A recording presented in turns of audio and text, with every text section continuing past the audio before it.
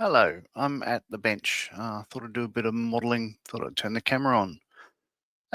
So finishing up. This is an Eduard 48 scale Mitsubishi Zero A6M2 from Pearl Harbor. So coming up the home stretch. I think it's not too much left to do. I've got a couple of nav lights to put on the wings. So yeah, I've decided to go for an open canopy. So as you see it's got all the, it's a Profi pack, so it's got all the nice detail inside and all. So yeah, it's looking all right. But what I am working on at the moment, while that's sort of drying, is much the same sort of thing. This is a Lysander FX 48 scale Westland Lysander Mark. It's meant to be a Mark III SD, but I've modelled it as a Mark II because I accidentally used a wrong rear canopy. So yeah, the Mark I had the one under the flap there had a vertical part that was part of the rear slide. In the Mark III, it was in line with the top of the flap. So that's the only difference there. But I've given this a bit of a Panaline wash, as I did with the other one, using stuff AK Panaline markers. And they have, brown and green, grey and blue, sand and desert, white and winter, and black. So I'm using bits and bobs depending on the surrounding colour. So I've used the green one for the green and the grey one for the grey, and there's a white one for the black, if that makes sense. So I just need to sort of clean that up a little bit. What I will do, I'll just put this in the chat. Yeah, let's move that aside. So just a bit of taking this stuff off. I've just got an odorless solvent.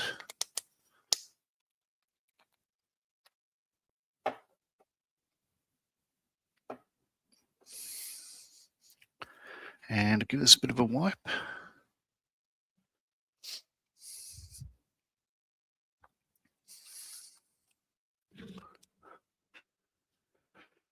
Now, got to be careful how to hold this. I've got, the being an SD, it's got a boarding ladder and all. Mac is saying, good evening, John. How's the conversion kit to using that kit? It was absolutely sublime. Everything fitted perfectly because it's designed for it. So that's it there. It's the CMK, but Special Hobby helped them, I think, with the decals and whatnot. But yeah, being all 3D printed and all those extra bits, it went on perfectly. It's really, it was a good purchase. And, everything just fitted really well. Yeah, no complaints from me at all. Like, no criticism. So I just thought it was really, really nice. So most of this is, I was, in a way, I was reluctant to actually put any of a wash on this at all, just because I liked the way it looked. Yeah, Matt McCity got his last week. Never tried a conversion before. Thank you. No, I think, yeah, you'll find it very, very straightforward. There's no confusing stuff. The only thing to watch is in the FX instructions is a bit that I missed and had to go back and sort of fix it up. Sorry, I'm just leaning down the ground to grab them. Here we go. So early on in the instructions before you join the fuselage halves, there is a, sorry, looking for it.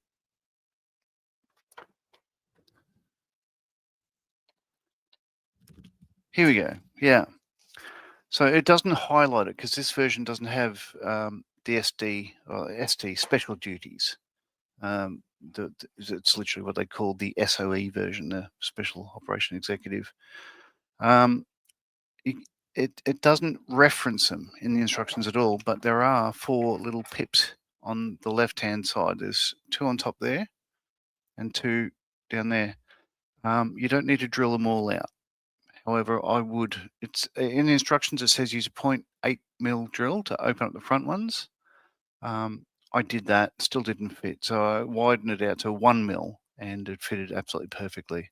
But before you close up the cockpit halves, look for step 28, open up those 2 holes with a 1 mil drill and you'll have no problems fitting the boarding ladder later on. And it goes on absolutely effortlessly. Right. GM's in saying evening all. And Duke is in saying g'day, Matt Mick and GM and everybody else. Yeah, as I said, I'm just putting the final touches on. There's a kit that I was reluctant to put a wash on just because I like the look of it, if that makes sense. But just going back and just cleaning up a little bit of panel line wash. Thank you very much for the thing you sent me, Duke. I haven't actually had a look at that yet, but I shall.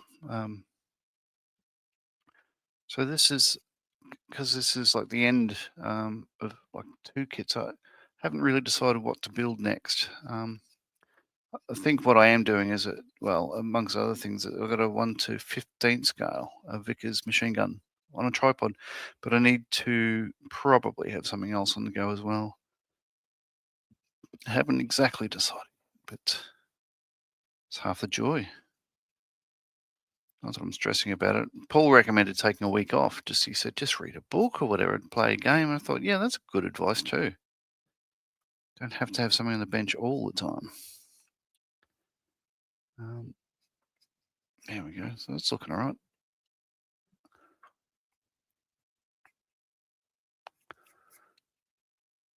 So I try to put this on sparingly because I do find certainly the white panel liner for black areas doesn't come off as well as the greens and the browns and the greys and stuff like that. But there we go. It just leaves a little wash in the panel lines. Yeah, Duke says hope it helps. Yeah, he sent me painting instructions or how to sort of detail little figures and whatnot, like for armored fighting vehicles. Oh, God. Which reminds me, there was a kit. Somebody in our model club the other day bought along a kit from, it's a dragon kit, but it's a new boxing. So Demi, I think, are the people that they label themselves as now. But what it was is a Panzer I. But let me look it up. It won't take too long because I sent it to Paul. And let's see. I'll get the ding, ding, ding, ding. Here we go. These instructions here. So this is for a Panzerkampfwagen 1 Armstrong B, but it's got a big gun on it. So it's basically a Panzer 1 chassis with a gun on it. But in the instructions later on, so you build a tank, yada, yada, yada. But then you start putting this thing together. It ends up being one of those World War One guns, field gun. And then all they do is simply plonk that onto the Panzer chassis, wheels and all. I thought that was amazing. Like, yeah, I guess it's reusing World War One stuff. But it would have been very early war, probably pre-war, really. But that's pretty cool. And then you put a shroud around it so you can't see the wheels anymore. But that's interesting. I sent it to Paul.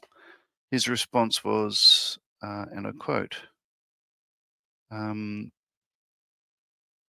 if you buy that model instead of a Tamiya 132nd scale aircraft, I won't talk to you for like 2 whole days, which is, yeah, fair call.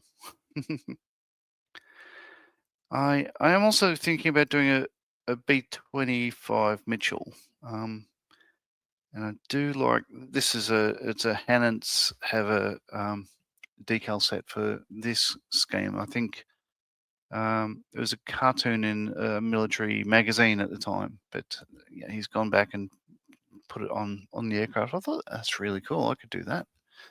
But then that's a difference between going for an aluminium B-25 Mitchell or a olive green, neutral grey, which I probably prefer the look of. But, I haven't decided yet either because nothing's in a rush. There we go.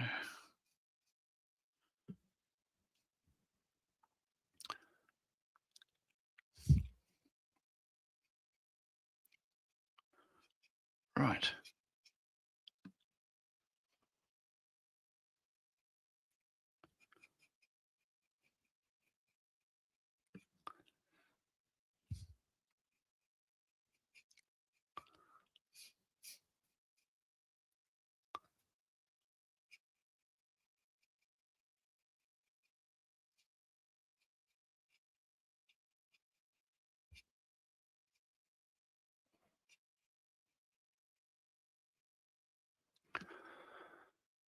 Okay. Now, horizontal step.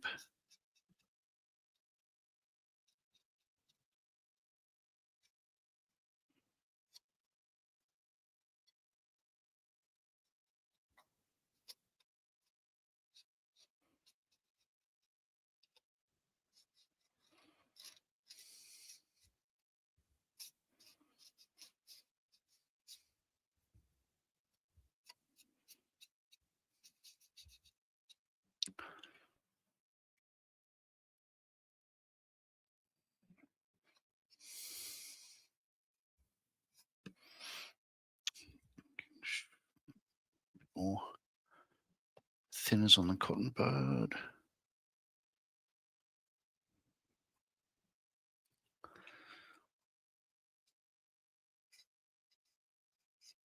There we go.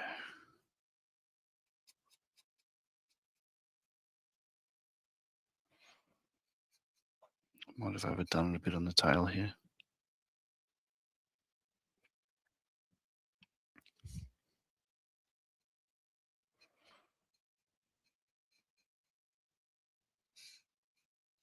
No, that's fine.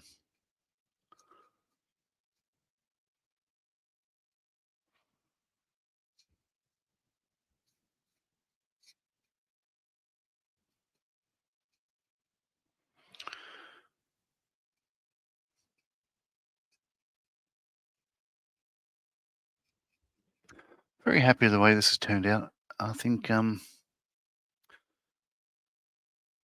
was hoping it would look good in these colors. It really does. I think it's interesting. I've not seen another one in these colors that anyone's done it. I've been looking. I've known of the scheme for years, since the 80s. It was the boxing, one of the versions in the Matchbox 30-second scale one, but I've never seen one made up in this scheme, and I was hoping it'd look all right, and I think it looks bloody wonderful.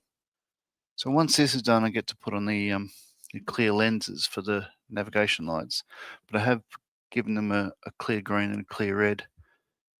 Bit of a spiel there, so that should be all right. It'll just use a bit of standard extra thin, attach those.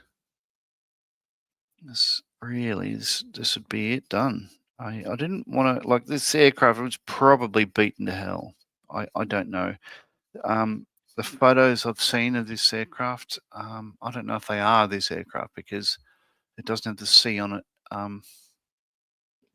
and it's got a couple of differences.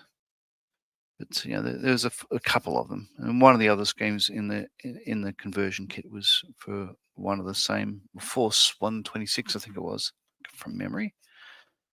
Basically, the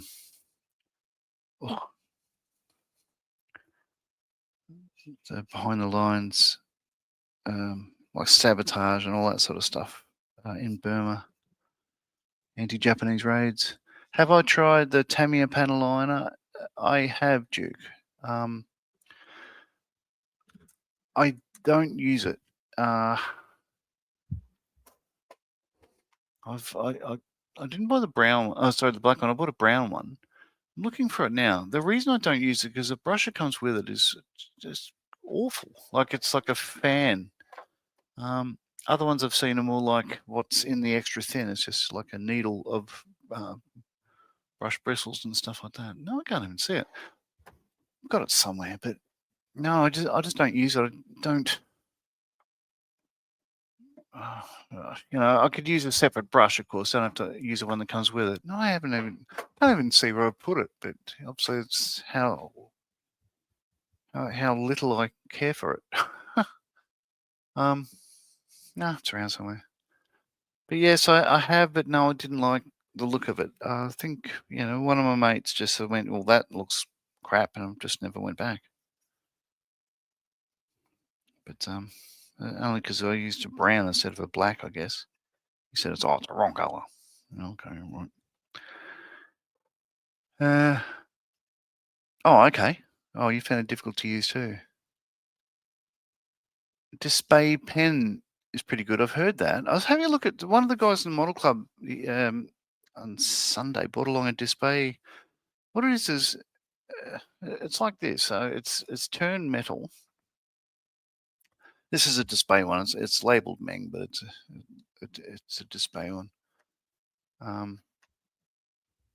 And it's really nice because it's got a bearing on the end. In a way, I think it's a wrong shape. I reckon it should be that way. So holding the thicker bit with the thinner bit where the drill is, but it works. It's good. But what this was like a paintbrush, but you've got the ferrule and the bristles and everything else come in separate sort of things, and you plonk them in. You break apart. You untwist the middle of the paintbrush. You poke the bristles and the ferrule into that, put a spring there, and tighten it up. And you can adjust the thing on the end to remind yourself of which size brush you've got fitted. And I thought, what's the point of that? It's just really dumb. And then I picked it up and sort of went, oh, I do like the feel of that. It's got a nice bit of heft to it. So I've realized I need to buy myself, like, spend less on kits and buy more tools. If I'm using tools all the time, I deserve to surround myself with things I actually enjoy. There we go. This is looking all right. What I was going to do is have, say, water. Say if the water would run down over the wing, and then with the dihedral, it'd go towards the strut, and then go down the strut and sort of run down that way. And I think I will do that. Just have sort of water lines where the natural water would run down. But I haven't got around to it yet. Basically, I put this one aside and started the zero. Because the zero is pretty much finished now. It's gone back and as I said, I was reluctant to do panel line there, so I thought I'd go back and actually do both at once. And it looks a lot more glossy on the screen than what it does to my eye. It's funny that the way it always looks different.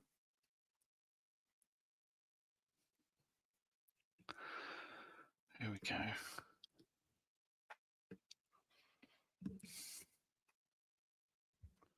Sorry, camera's probably a bit too low.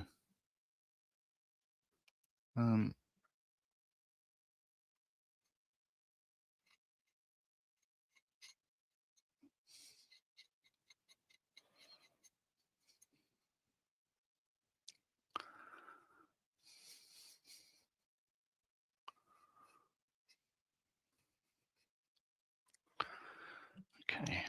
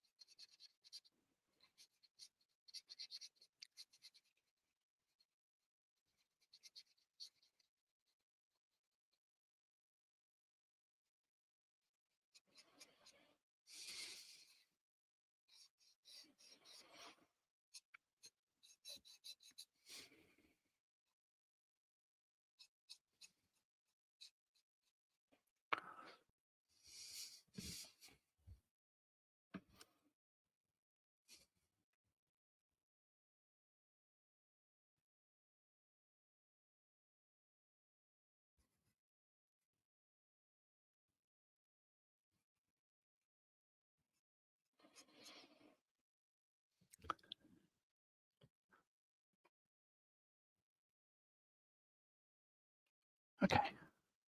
There we go. Alrighty. So, Duke says, I watched a guy on YouTube who tried tattoo tape around his brushes and found he had more control with his brushes. Yet to try it, but one day I'll remember to buy some. I don't even know what tattoo tape is. Clearly, I'm unembellished. GM says, I filmed a lot of Korean aircraft. Most are very clean. Those are, hit the focus button. Those that are in constant use are uniform smudged dark grey. Panel lines rarely stand out. Yellow fuel and oil vent trails are seen. Yeah, I reckon. I think most people heavily weathered models look awesome. I don't particularly find them realistic myself. I guess the more aircraft you sort of hang around, you sort of get, what they're like and everything else. But yes, for every sort of, whether some people think it's too much or not enough or whatever, anyone can always provide a photo to show the reasons why they choose to have it one way. Just what I don't particularly like is people criticizing somebody for having, say, too heavy, too light or whatever. Like, yeah, just, build another kit. Just stop being a dick to other people. There we go.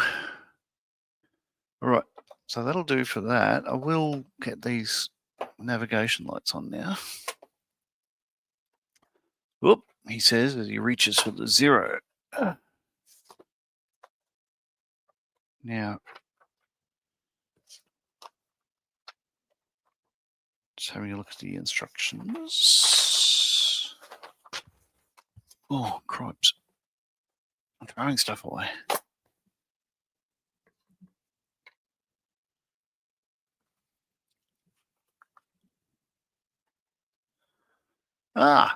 Three Spikes Railroad. Hey, what's up, everyone? Yeah, g'day, welcome.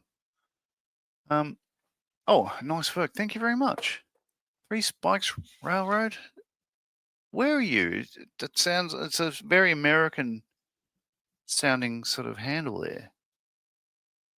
Could be anywhere in the world, of course. Right. There we go. All right. So I've got X32 is port wing. X33 is starboard. That way. 32, 33. Oh, they're still there.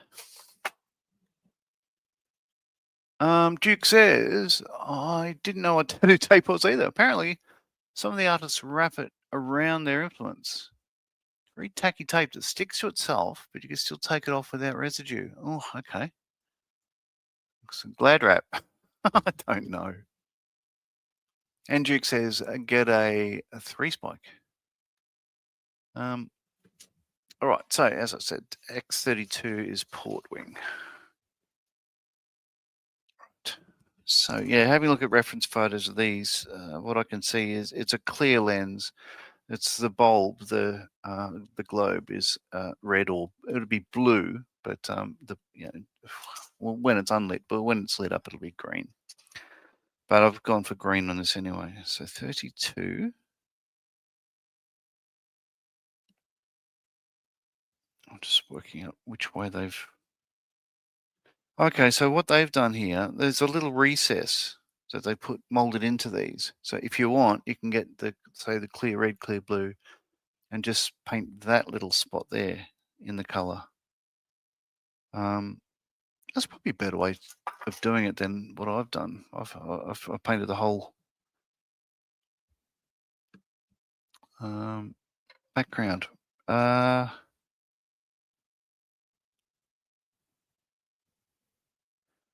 Yeah, no, that's good. No, that's I think what Tamiya did on their Mosquito as well. So reaching across and grabbing it. So we're going to put the lenses on it. Which one is no longer there? It's the same sort of deal. So it's a clear lens, but the spot in it is it's green. So it looks like a green globe. It's hard to see. And mates of mine, when looking at it, you get from there, I think you can see the globe there.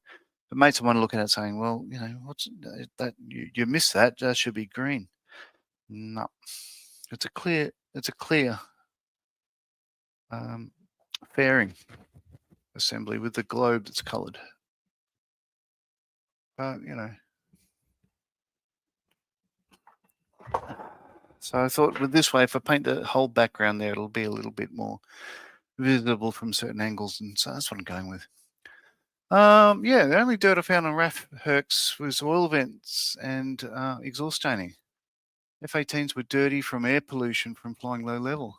What's interesting is, yeah, certainly with the Hercs, like the A and the E, um, the exhaust staining, it was certainly a thing.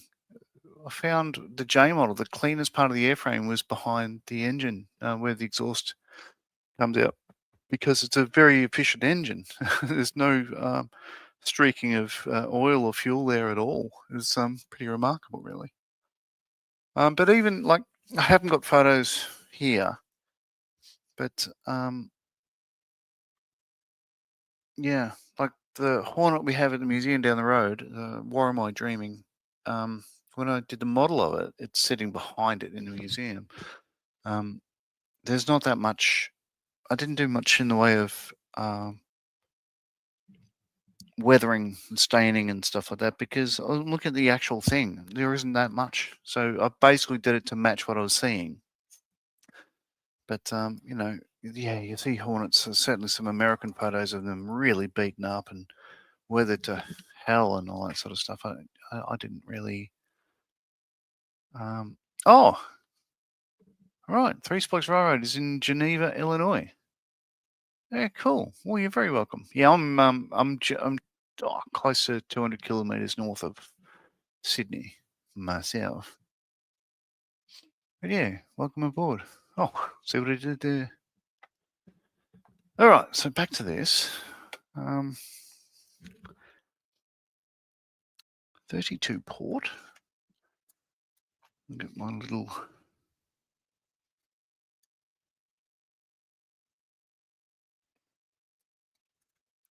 I reckon these nippers, these goddamn ones that have been given, they're so nice. Here we go. Now I could go back and paint this little recess that color, but no, I think it'll be too hard to see. So I'll go with my original plan. And I think what I find is, now let's give it a go with the extra thin. It may not take port. 32 is port. Oh, you finished your B2 stealth bomber. Bloody hell. Yeah, wow. What scale is Duke is asking? I'm not even sure. I don't know. There was one. It's a no idea. Because I think it was Testers made the big Northrop Flying Wings back in the probably 70s, 80s, or whatnot. Oh, okay. So for about the same size he's doing now, so that's probably a 1:144 scale. GM was asking, did I ever notice the flow pattern of the exhaust on the Herc was kicked slightly to one side? Yeah, twisting airflow from the propeller did that. Yep, absolutely. Yeah, it would twist one way, and I thought it was actually coming from, the turbine and the power section in the engine itself throwing it around. But you're probably right. It's much to do. I didn't think about the props doing it. So yeah, both GM or Paws with Claws and myself, ex-Australian Air Force, and he flew the Hercules. I was a maintainer on them for 15 years or whatever. So yeah, we talk about Hercs occasionally because they're awesome aircraft. All right, now before I lose this clear bit, oh shit, he says, looking for the clear bit. Oh, you're kidding. No, there we are. Okay. Yeah, Three Spike says my N scale train layout. It's about 100 buildings. He's put it together as well as built my own airplanes. Oh, crikey. That's impressive. I do like N scale. I think it's perfect scale. If I had rail, that would probably be the one I'd choose because it just seems like you can sort of do a lot with it. But no, I mean here he is doing plastic kits and stuff like that, looking at railway modelling, thinking, oh, that's expensive. What am I thinking? You know what? Let's try a bit of Aquadia, bit of PVA because this dries clear, and I'll give that a burl.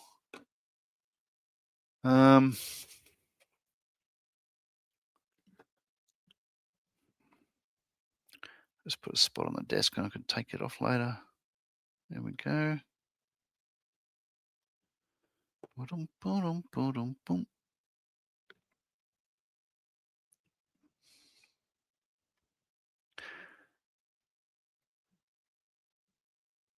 Right.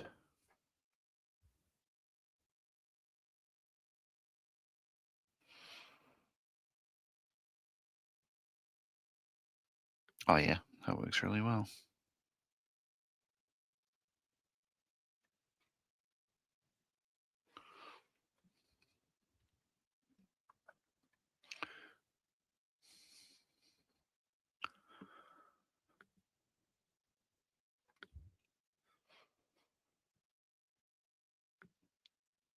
Cool.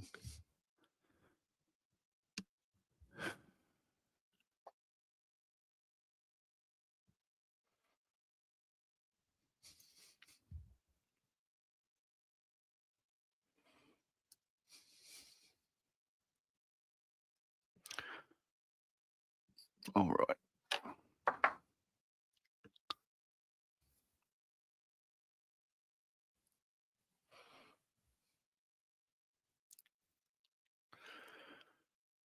Okay.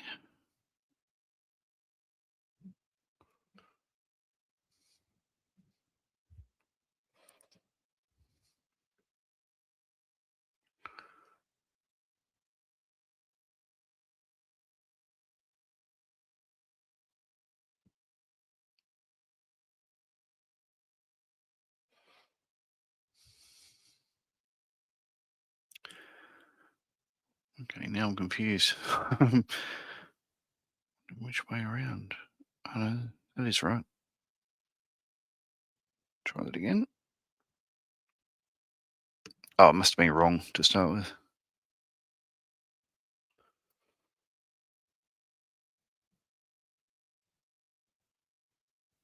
There we go. So I'll leave those aside while they dry. But yeah, as that dries clear, you should see, I think, a little bit more of the color. But I wanted clear lenses on it because, clear lenses. So yeah, again, put that aside. What I have got to do, I think that's totally done now, that kit. This is, there's 48 scale 0 that I've done in the last couple of weeks. What needs to be done on this is there's a couple of handles for the pilot to open and close his canopy. A couple of bits of PE. I've got the muzzles of the wing gun barrels to put in place, and there's a couple of photo etch bits that stick out of the wing as an indicator to the pilot that the gear is down and locked, and they need to be placed. I didn't want to put them on earlier because I would have broken them off when I was doing the wash. Duke bought a 7-second Bristol Bowfighter Mark IV at a show on the weekend for $5. The plastic's white blue. It's an old one then. Yeah, that's that 70s plastic. Cool.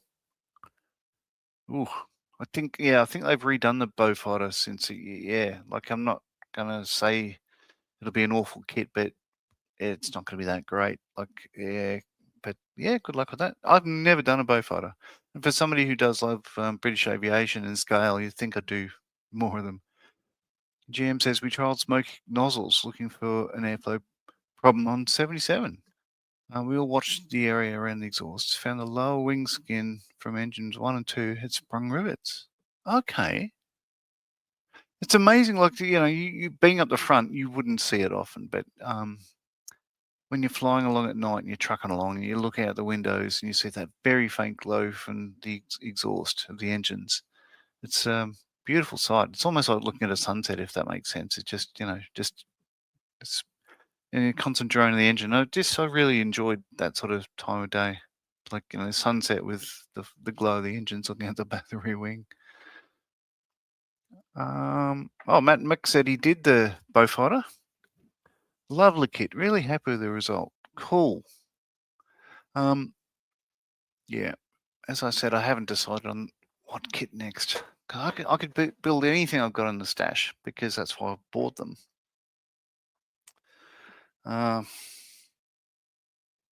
Nothing's really calling out to me. Look, this one had to be built because, tell you what, because I am still listening to Jim from Chicago recommend. No, it wasn't him. It was a guy, Chris Priestley at Fighter World, recommended Unauthorized History of the War in the Pacific podcast, and I've been listening to that.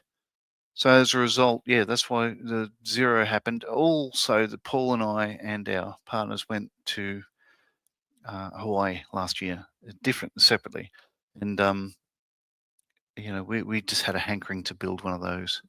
So I'm really happy with that, how this has turned out as well. But now I'm thinking about doing another Wildcat. The previous one has got the wings folded.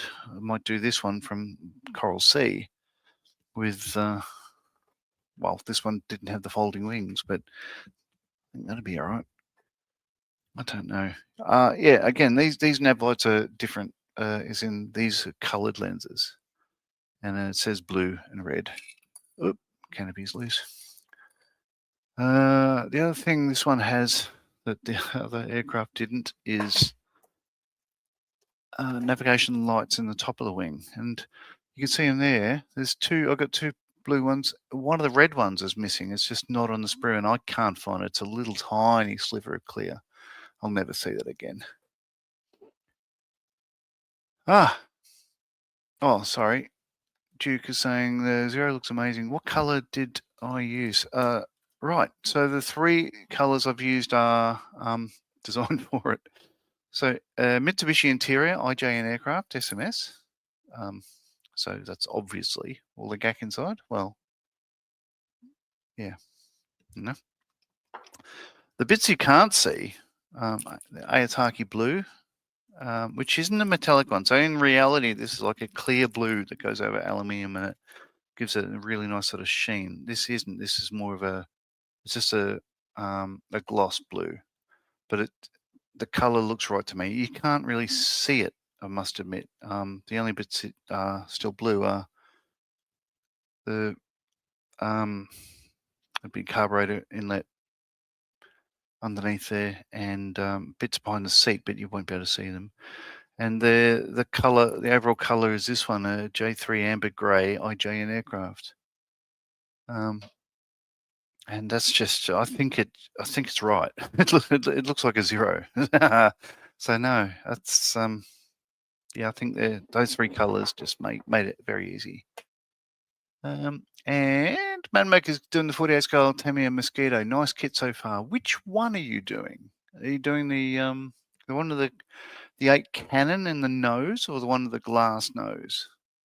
Because I had done. Oh, Hobby Time's in saying hello. Hello. Yeah, I'd done the. I'll grab it again because it's just here. I think it's an FB 6. I think it is. But I'll change the camera. I've done that one, the EGT one. It's got the 4 guns in the very front of the nose, and then another 4 guns underneath. So yeah, that would be terrifying if you're at the front end of that. So the front half of the bomb bay is taken up. The rear bomb bay has you can see fuel tanks above it, but there's sort of like a brick red, if you like, and there are 2 bombs in there. But the forward half of the bomb bay has been replaced by guns, and you can see the muzzles at the front there and spent casings are coming out these bits there. That'll be bloody terrifying. Oh, and little bombs on the wings as well. But yeah, you're right. It's a gorgeous kit. They go together really well. Oh, anything from Tamiya does, really, doesn't it? And such a nice plane. That'll stay up there. Oh, scoozy. Oh, sorry, missed that one. We could feel fine vibrations which increase with the flap settings. With long-range tank removed, the vibrations increased. A model? Wow. Oh yeah, 67? I think it was. Yeah, yeah. A model Herc. 77. Yeah, wow. Ron's in. Yeah. Hey, Ron, if you want to join, I'll put the link in the chat if you have time. I jumped on a stream with Ron the other day. I had a wonderful chat. It's really nice. G'day, Matt and Hobby Time says Duke. He's doing the cannon and the nose. New Zealand Air Force. If I recall correctly. Cool. Oh, Joe is saying hello, John, to all in chat. Just finished feeding all of my beasts. Well done. And g'day, Joe. Welcome. GM is saying approaching Richmond, which is where the Hercs are based in northwest Sydney. Number 4 engine, blue oil cooler lines out. Wow. Enormous fireball back past the starboard tailplane. Longest 8 seconds to put out the fire. Yeah, yeah. 1 bottle or 2? I heard a story. They were flying, I think it was near Kwajalein or thereabouts, certainly out near like that way, like near Guadalcanal sort of thing. And they had maybe Solomon's, but they had an engine fire, and they put both bottles into it, and it wouldn't go out. So they climbed to try to starve it of air, and they dived to try to blow it out with the airflow and everything else. And I think it eventually blew itself out. But they were literally thinking about ditching. Like the flight engineer told me later that it was the closest he's ever thought that he was going to die. Like that's pretty amazing. Duke is saying g'day, Ron, and yeah, Hobby Tom saying g'day to everyone else. So yeah, where was I? So back to the bench. The 0. I need to. This is where I make a big mess of it because these little tiny navigation lights go in the wing. I've got 2. There's little spots there you can see just forward of where the flap would be underneath. There and there, and then in the middle of the Hinamaru, the roundels, there's a little bump there. Yeah, and little lights go on each side. But as I say, of the 4, I have 3, so one's going to be missing. But I chose to have the red one missing because I could just paint a little red spot on that later, and people hopefully won't notice. But I will be putting one on this side, so I'll just pump a hole in the decal with. There we go, with the toothpick. And this is where it all goes wrong because I reckon I'm going to lose these bits and not see them again. There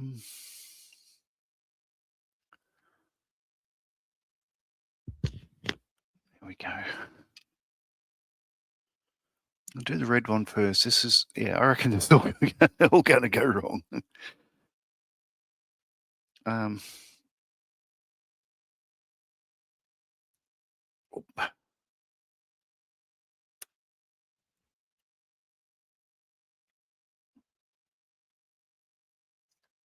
Thought I lost it. No, it's there. That's all right. Okay.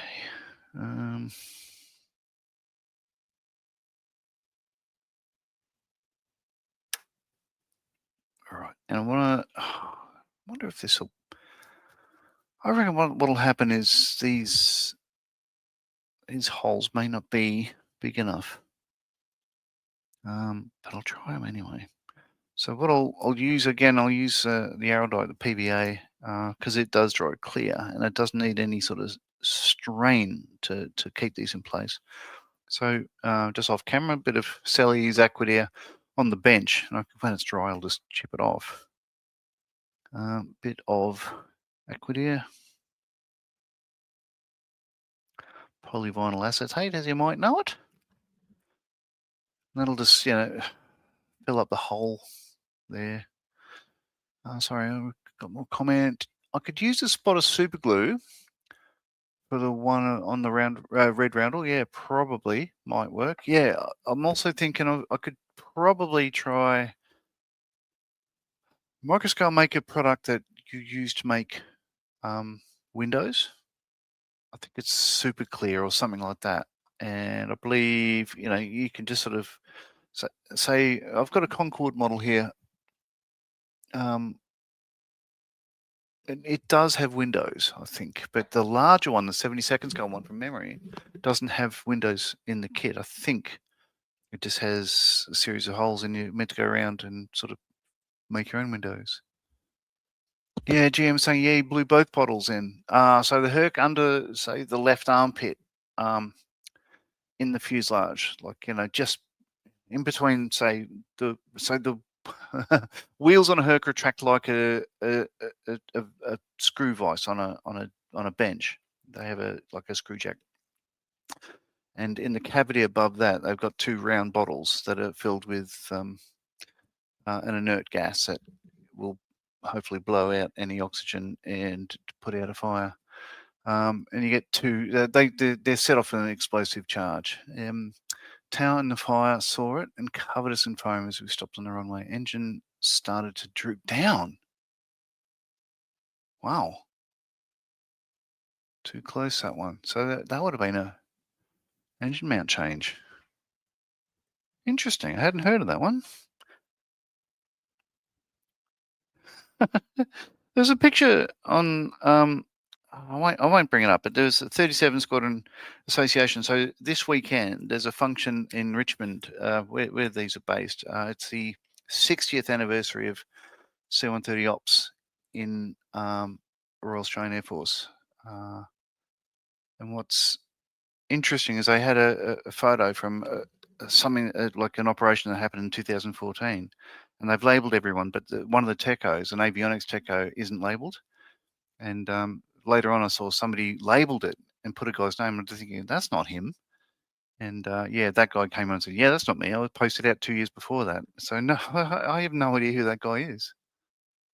Oh, there we go. Hobby Tom was saying crystal clear.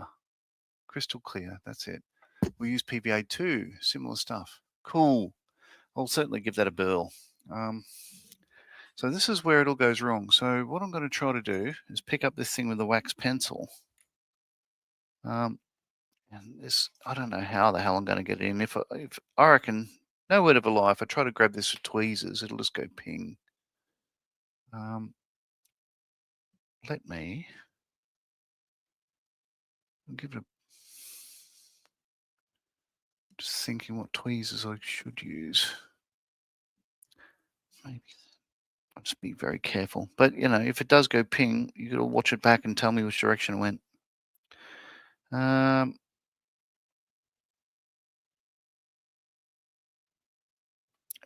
God, that didn't work, did it?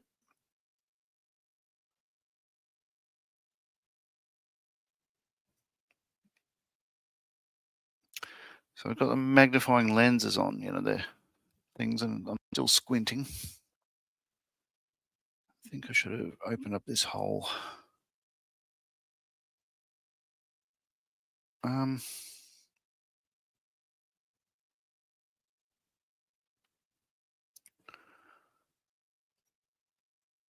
Oh no, that fits. So you see, there's a lot of photos, as you know, of really beaten up Zeros. What I'm reading, there certainly came with the instructions as a spiel about these in the Edward kit for Pearl Harbor. What it's saying is, these were pretty clean because they were less than 3 months old at the time of the Pearl Harbor attack. So that's what I've gone for, just a bit of a light wash with panel lines and stuff like that. But for most of the trip across the Pacific, they probably were in the Japanese ships. Are certainly, I think the Akagi. Some of them had, I think, three. I think they had three, at least two levels of hangar space, and they were enclosed. Whereas American ones are sort of open at sort of one end and stuff like that. The Japanese ones, they lost one of their first carriers, Akagi, I think it was, just had a fire, and all the refueling lines that were under the deck caught fire, and all the aircraft were lost in a big inferno. So I reckon, long story short, I reckon these are probably about this clean. Wasn't there? Can't tell. Okay, now that one worked. Let's try a blue. Oh, we've got a visitor. Yeah, just ignore me. Why not? I'm sorry. How long you been here, mate? Probably about 10 hours. It's been a little while sort of thing. Yeah, so this is Ron, everybody. As I mentioned, I hadn't spoken to him before, but I popped up on his stream the other day. Yeah. Because I could. And we had a great old chat and got on along famously, like people with the same common interests. And what's bizarre is we both know the same guy. So you live in the UK now. You're expat South African, yes? Yeah. Yeah. And I was talking about one of my mates who's South African and stuff like that. And it turns out, it's same bloke, same bloke. Yeah. It's like, what are the odds? But yeah, remarkable. It's kind of like, how did that happen? Yeah. So this Ron guy says he's in the green room. Oh, I'm so sorry I missed you. Strange guy. Be careful of him. Yeah. Duke says, I also read about Zeros being very clean during Pearl Harbor, and the crews took great care and pride in keeping them clean. I've read that as well. I've read that certainly they could be busted up and everything else, but the Hinamaru, the Rising Sun, from what I'm told, they took care of those and had them clean, if not the rest of it. Fact is, I don't know. With Pearl Harbor, all the aircraft that were used were basically brand new. Right. Brand spanking new. I read the whole story about it on the actual website. Well, not the website, but in a book. Yeah. Okay, so what am I going to be cracking on with today? Yeah, what are you cracking on with? Yeah, don't really want to know, do you? Yeah. Oh. Okay, let's Land Rover Series 3, 109 Guardia Civil. But I'm going to make it as a UK one rather than the ones that they provide there. So. Right. Yeah, but that is the version. I think it's a C version. Oh, put my other glasses on, might just work.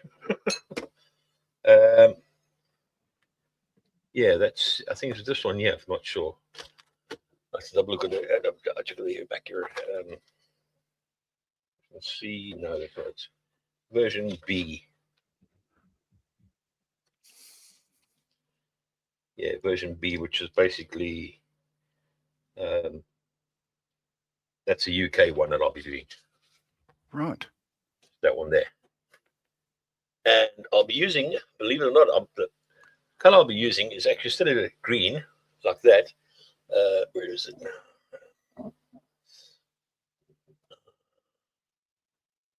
Where's my green?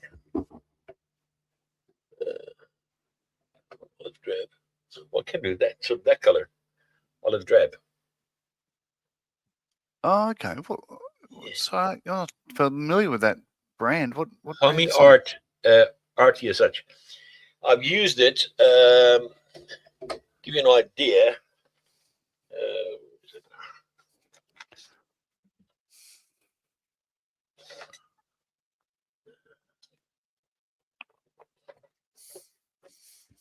That is the color that I was working on with a red color. Oh, yeah. And that is from exactly the same paint. Oh, right. Yeah. and it turned out quite nice in the end. Obviously, that's another vehicle that I'm doing. This is the Mustang 350. So yeah, bit of fun and games with that. So I thought, because I'm busy with other stuff on other group builds that I'm doing with, so I'll have to do something different then. Sure. So what scale are we looking at here? Is this 48 or No, 24? 35th. 35th. Yeah. Sweet. I do 48s, but that's another story on its own, as you say. So GM is saying with the Herc engine fire, the outer wing was swapped for a USAF Herc. New engine mounts and starboard tailplane. Was told fire temps above 1400 degrees Celsius melt metal in seconds. Yep. After 9 to 10 seconds, a wing fails. Check every hose. Yeah. Yeah, like what is cool, like Jim will vouch for me. I've worked on every 37 Squadron Hercules aircraft just simply by virtue of the fact that we've not lost one. And I worked on all the E's and then all the J models, but yeah, we've had some close calls, and that sounds like one of them. But, Yeah, but some of the Hercs do have problems sort of thing as such. As far as I can remember, they do have issues. Not major issues. No, because they're all manageable. A lot of them will need either a center wing box change or, say you could do a re-wing or whatever. Yeah. It really depends on the usage and what you're doing, what you're carrying, and everything else. Yeah. It's just monitor really, but yeah, wing fatigue. It was a problem with the early aircrafts, like the A models. Yes. And they fix that in a lot of ways with the E, but it's still the same wing. The only difference now is we've got composite flaps and they basically almost modernize it in a way, sort of thing. Yeah, but it's exactly the same structure and everything else. So like the longer fuselage Dash 30 Hercs can carry more bulk, but they can't carry any more weight because it's the same wing, so it can't carry more weight. It makes sense. Yeah. Cool. All right, so you can't take me off the big screen now. Yep, done that. So let's try one of these blue lenses.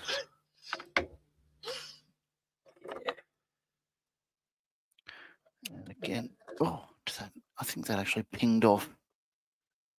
Oh, you bastard. Thing is, I think it came back towards me, but that could be anywhere. In folds of clothing or whatever. Are you playing thingies again, are you? Without moving. Oh, Graham's in. Hello, yeah, Graham. If you're able to join, a little bit back in the chat, there's a link, if you have time.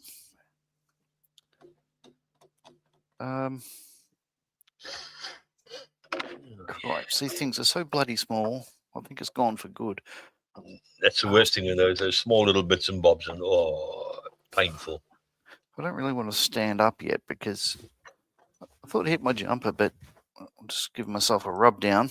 But I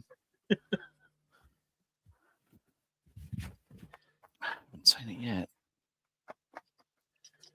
Oh, crikey. Oh, yeah.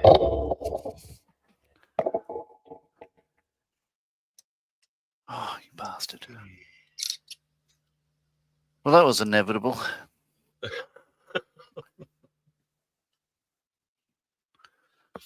Something you expected but didn't expect. Well, no, I'm just thinking now, because I probably won't find it again either. Yeah. Although, felt like something in my thumb that might have dropped down to the carpet. So why the hell I put carpet under my bench baffles me. And I've got no one to blame but myself. Yeah. My wife said, can you use a bit of carpet under your bench? Yeah, without thinking about it. In other words, not a very good idea of that. God, I've got a lot of gack down here, little bits of shavings of wooden planks and all sorts of stuff. Oh, dear me. Oh, a staple. No.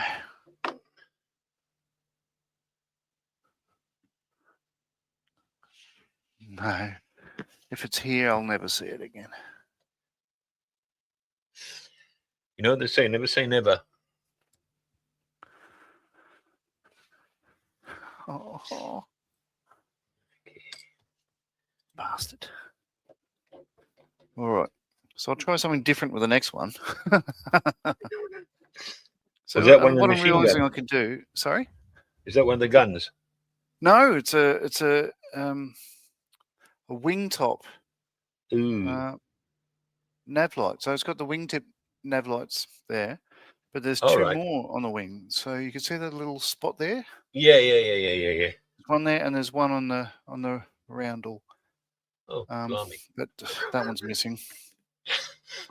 Let's try it again. I'll cut more sprue off this time, I think, and hold the bloody thing. For clear parts, John, I don't know if you can get this type of glue there by you. Ammo Ultra Glue. Oh, okay. That is good for clear parts. Right. Yeah. Good tip. Yeah, definitely. Yeah, Graham can't join us. He's away from the bench. Zero's looking good. Thank you very much, mate. Zero talent.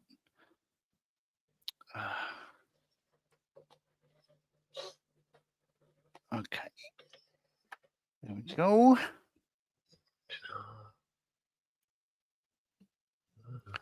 How am I doing for time? We're 1 hour in. God.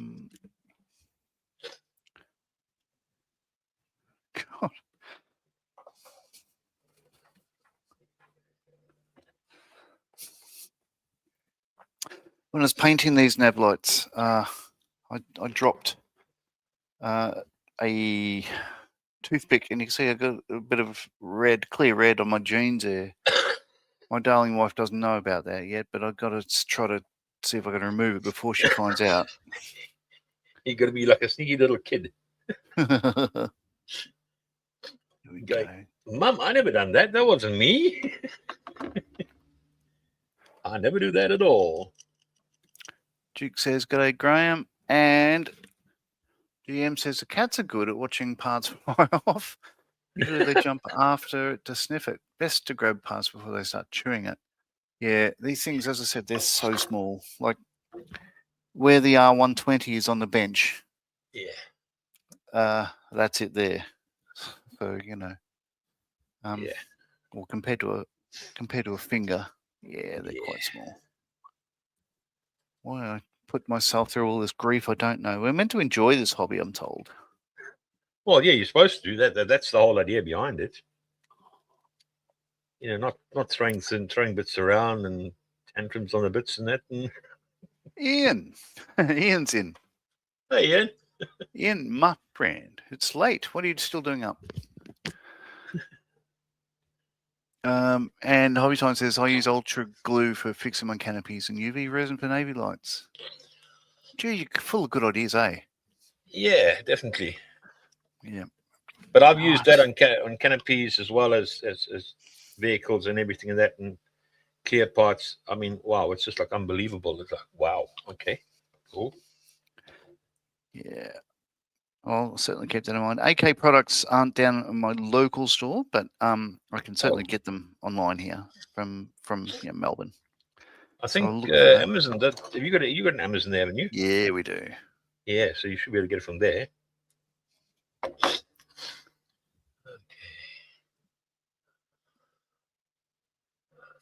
Oh, didn't go ping, but it just did fall. Take two. You playing pinball again? Not a willing participant. Yeah.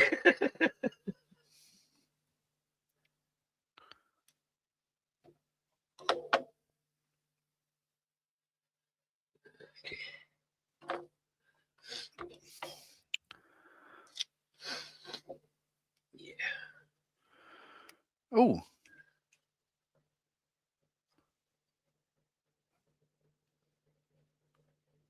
that What have you went in with a discovered? satisfying clunk. You have? Yeah. Oh dear. Hopefully nothing major.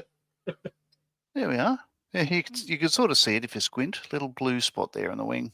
Yeah, yeah. All right. Very small. Tell you what, because I'm missing two of them, one red, one blue, no Yeah. one will ever know because where they go is actually covered up by the decal. Yeah. So I don't Kind know. of get I away with that really one. doubt I will see that part again. I saw it fling towards my chest, if you like, but as I said, I'll just maybe I'll give myself a rub down when I turn the camera up. Yeah. And that's the Oh, thing. oh well. Oh yes. So our local store. Yes, yeah, Alien. Yeah, correct. Where I am, in Sydney time. Yes, it's just 5 past midnight now.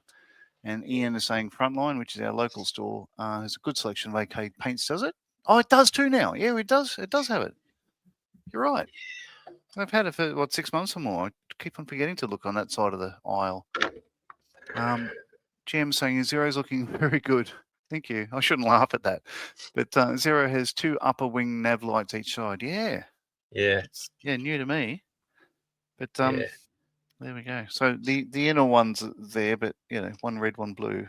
But Yeah. the other ones are outboard. But I've literally both of them are missing, and it's not worth buying another kit to replace them. So that'll do. I will, as people suggest, make a little bump and just paint them up myself. Yeah. And Duke is saying, "G'day, Alien Ian." What do I do next? I think the canopy. I'm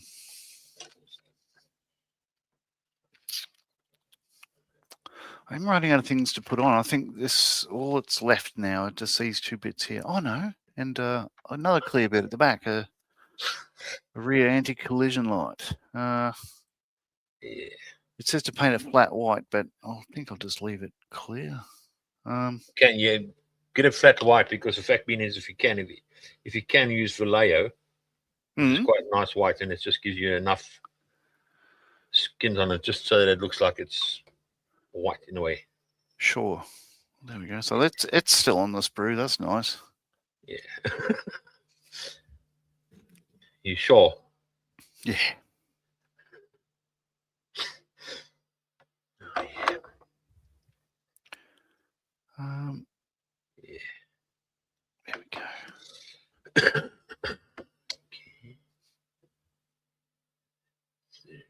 Try to do a snip without a ping.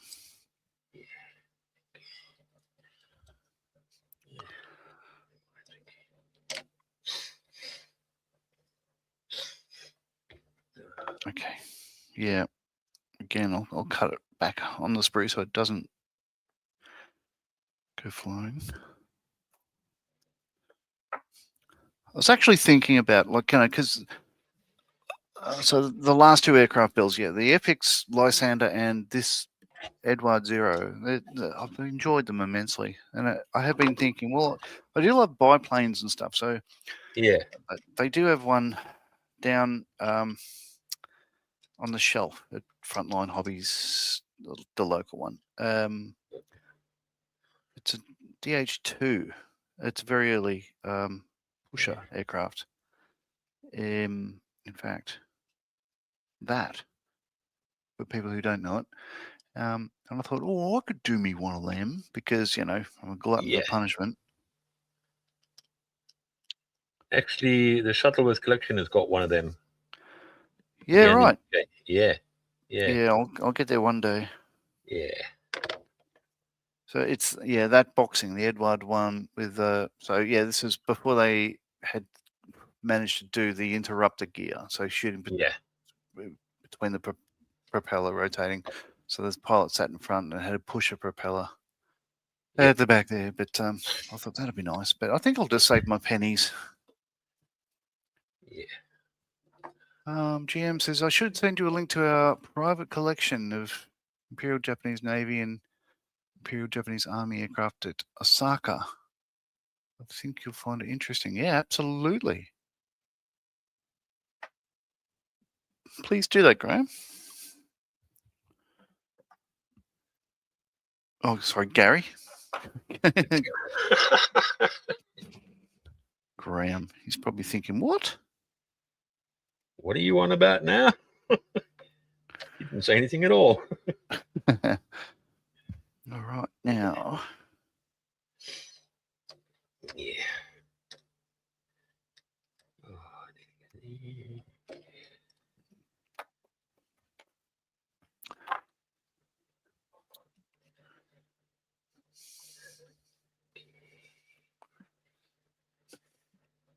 Okay.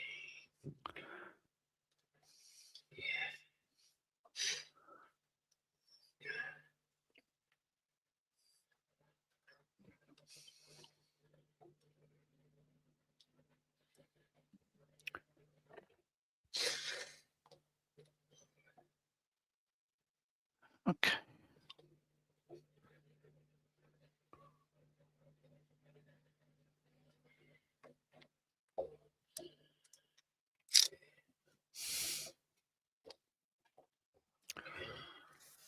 I think.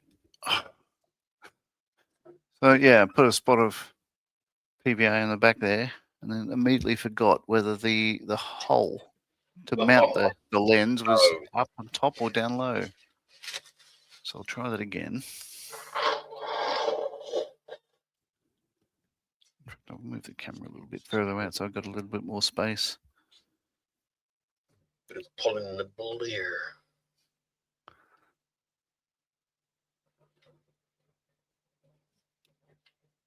All right. Take 2.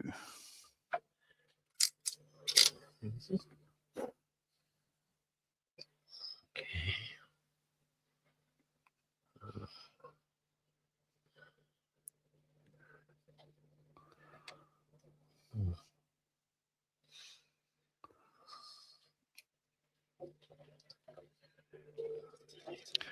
Okay. That's not going. I need to open up that hole a bit.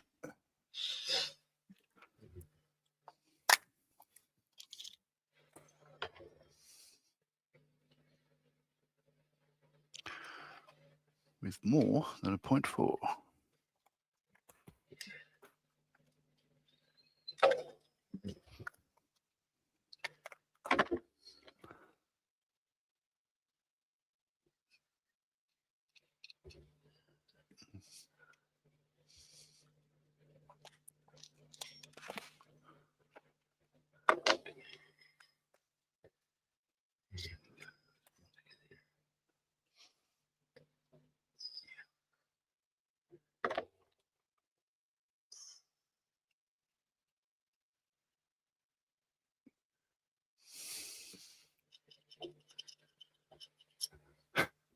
Okay.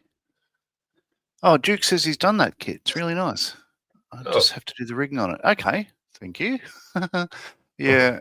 As I said, I think, yeah, because I do have one. I've got two more of their biplanes in the stash. I've just got another Camel because I can't stop building them. They're fantastic. And their Albatross D3. Sorry, my mistake. D5. Maybe I should do them before I actually buy any more. But yeah, I don't know. I haven't decided what to do next. As Paul, the twin brother, suggested, he said, just take a week off, like just read a book. So I might do more of that. Once these kits will be done today or this evening. I need more Spam and Spam bacon, eggs, and Albatross. Oh, see, yeah. You can't have enough Monty Python. Okay, let's take 3. A bit more equity on the bench.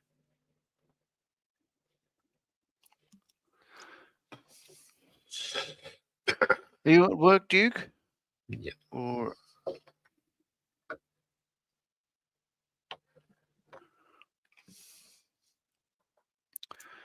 okay.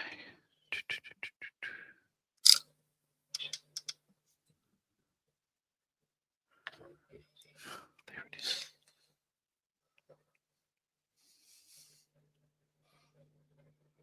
Always looking for little clear bits.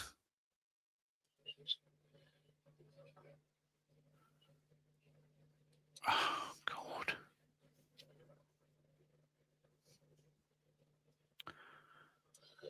How am I going to get this on?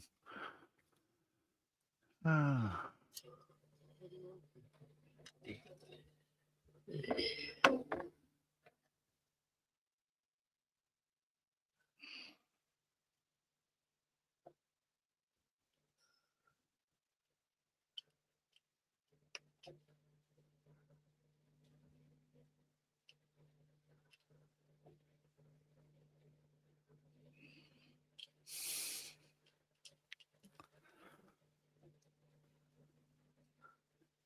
Duke is preparing for his night shift by staying awake all night tonight so I can sleep all day tomorrow. Fair enough.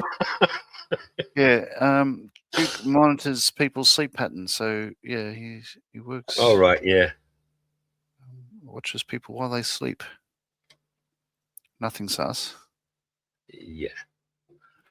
Still not working. 0.8 mil.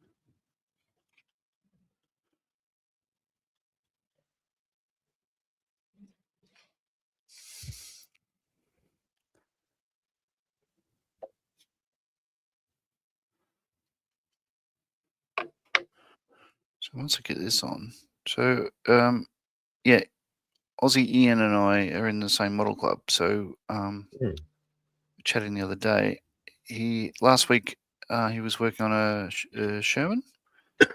All right. Finish it off. It's an easy 8, but I had a look at it on. Yeah. He had it on the bench on the weekend. It's bloody gorgeous. Yeah. I'll bring up a photo in a sec. Oh, I've done an easy 8 as well. It's quite nice though. yeah, he's done a Korean War one, I believe, with a big sort of red face on the front. Yeah. Yeah. But no, stunning work. All right, so in no particular order, I'll move that aside. And these are photos I took of the kits that were on the bench at our club on the weekend. Right. Oh, so. All right. Yeah. Yeah. Let's go. There we go. So that's. Oh yes. Yes. Oh, hang on. Let me move that. There we Yeah. go. So that's his Sherman. Oh, absolutely gorgeous. Like It is. Yeah. just such a good job of that. And you know, the dust and Yeah. mud and Yeah. stuff like that. Oh, bloody Mhm. amazing. This is a 72nd scale Marauder. Didn't even ask who built that one. A Volti Vengeance. Yeah. Which is very, very cool. This guy, it's a 3D printed Volkswagen, but he's done all the, made his own wheels for it and all that sort of stuff like that. And I thought that was pretty cool. Mercedes 300 SE or something or other, certainly a rally car. Yeah. Alongside a Lancia. Lancia. Yeah. And I guess it's a Camaro. Yeah. Ford Bloody Camaro. gorgeous. That's brilliant. Oh, there we go. And that's all. Yeah. I accidentally took a screenshot of the book I'm reading. Yeah, Ian says, thanks, John. I was very happy with how it came up. Yeah, good on you, mate. Let's delete this Yeah, absolutely. photo. Say, oh yeah, I also took a screenshot of my homepage. There we go. Taking all randoms. Duke, I understand. Both my business partners are in New York, so I'm covering for their jobs. Work hours are all over the place at the moment. Fair enough. Blimey. All right. So back to this. Yeah, I've got these wing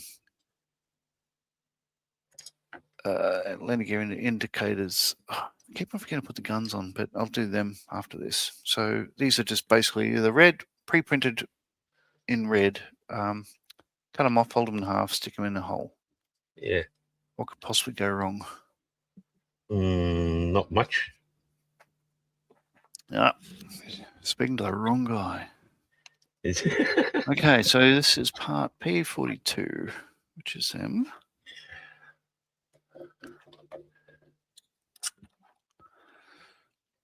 Sorry, make that a bit. Boom, boom.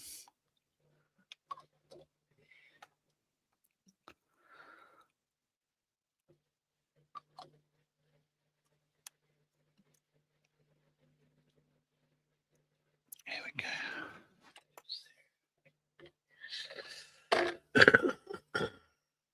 Okay.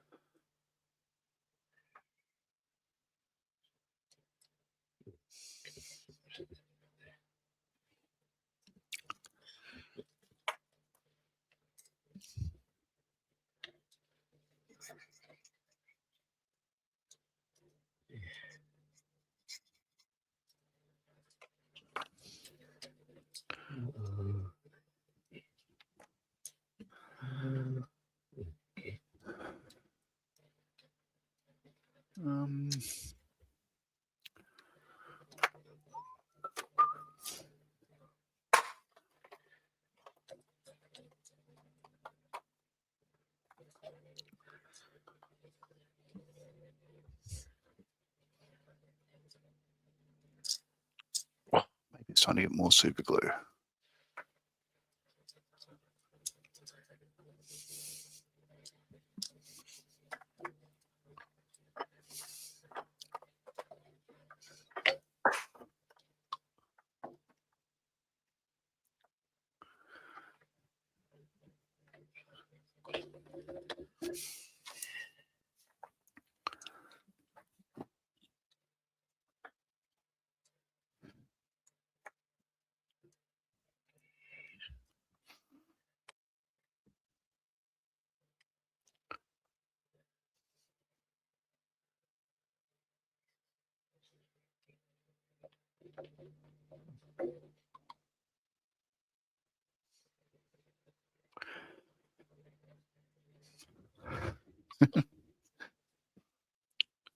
Many times I look at my fingers at the part I'm working on and realize that I've got nothing in my fingers. Okay, let's try that.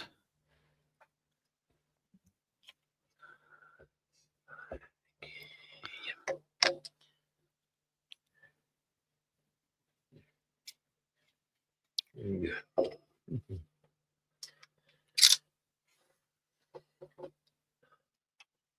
Oh.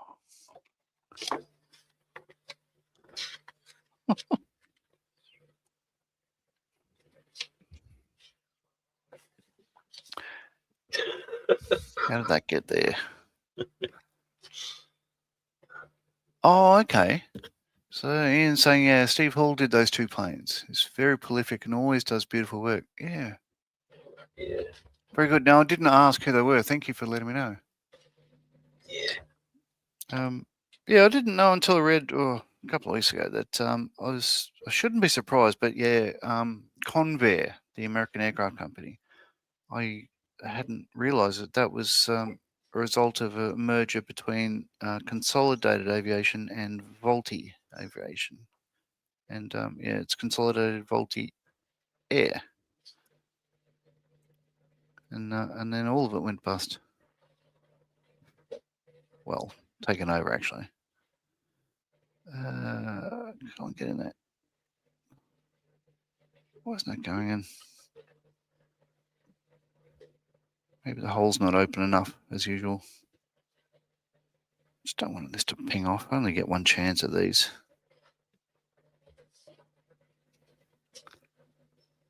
Got to get you into my wing. Do, do, do, do, do, do. Lost it.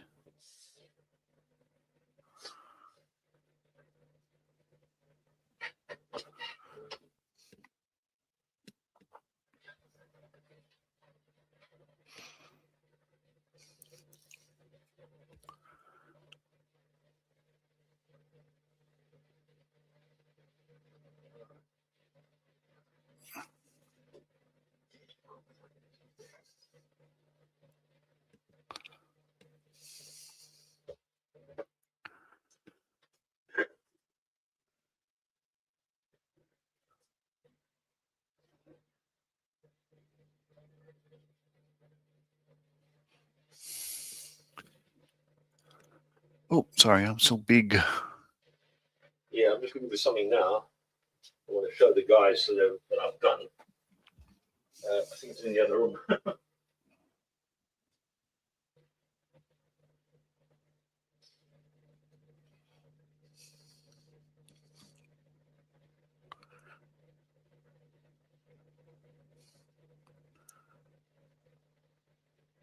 Right. That worked.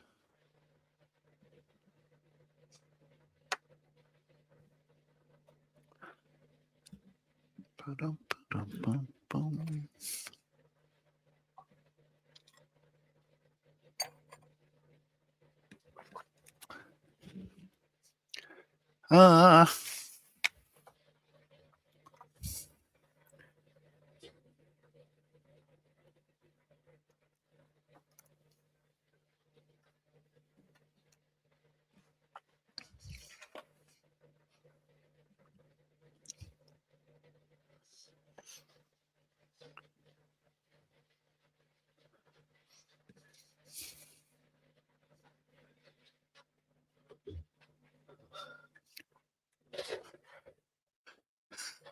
Where did that go? Oh.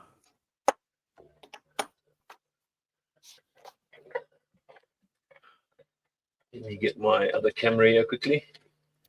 Sure. Talk you look at this lot.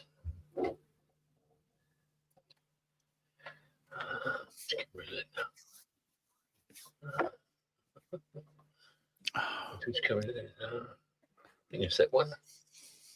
No, that's the wrong one. Two. No, it's the wrong one again. One, I think it's that one there. No, right.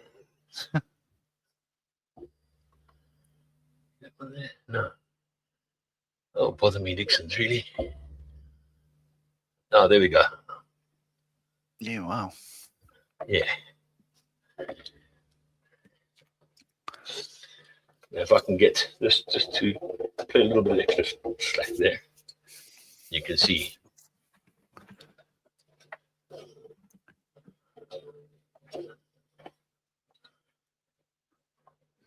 What I can do is, where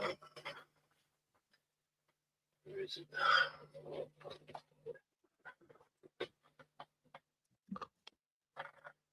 Here's my little turntable.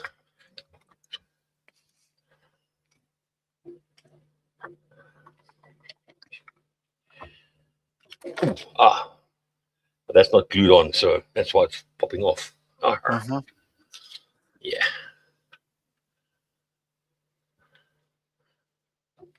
There we go.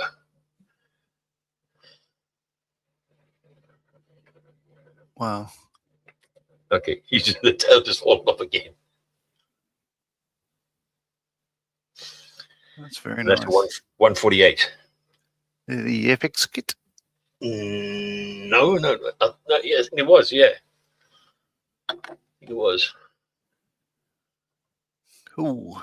Yeah. Ian says very nice. Thank you. Oh, what do I get? Camera's all mixed up now again. I don't know why. GM is saying that McDouglas, McDonnell Douglas, Lockheed, Boeing, Gates Learjet bought out by Bombardier, something. Paperwork for modifying anything is an argument. I think this was an FX kit, if I'm not mistaken.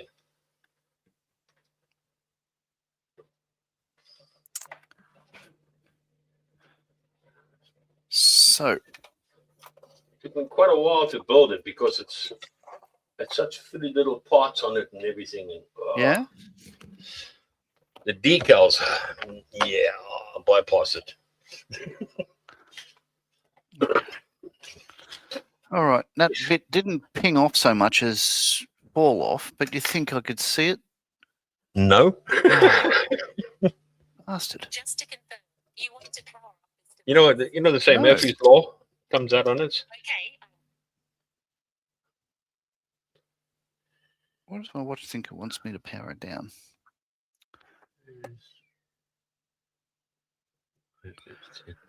God.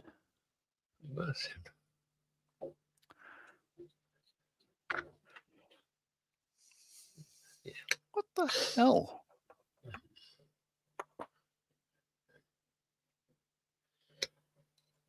My next plane I'm planning to do, people might think I'm mad. I want to do it a DC-10, a DC-3 Dakota.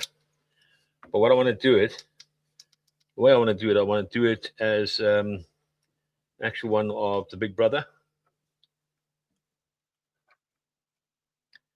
There's a Big Brother. No, it's not Big Brother. That brother, or that was one of the first ones that went into the battle zone and such. Right. Okay. Yeah, the first one that went in, there was 4 D-Day landings. First lot of Pathfinders on the go there. Which, yeah. Cool.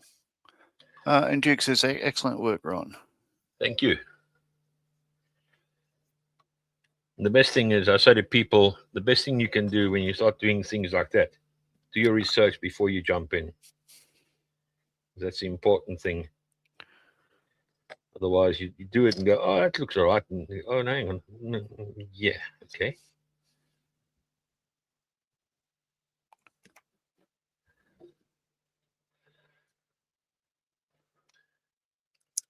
That's one of the good things about this hobby is you can go, as you know, you can go like surface cuts, or you can have a deep dive. It depends, you know, it's up to you how deep you want to go.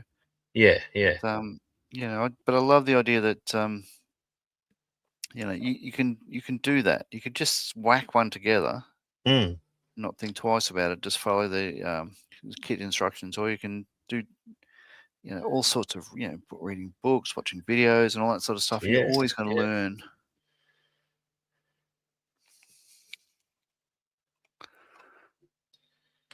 Okay, let's try this.